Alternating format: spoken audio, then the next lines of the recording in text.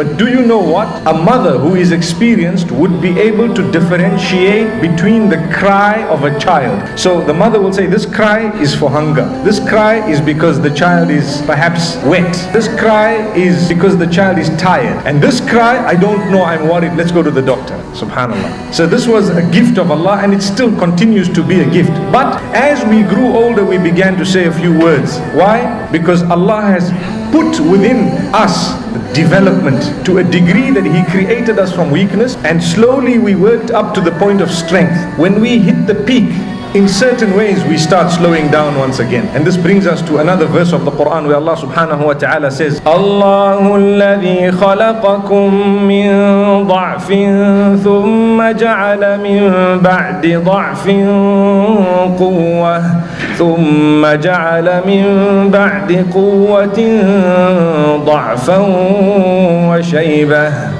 Allah says, it is Allah who has created you in a condition of weakness, and from that weakness He has brought you up to strength.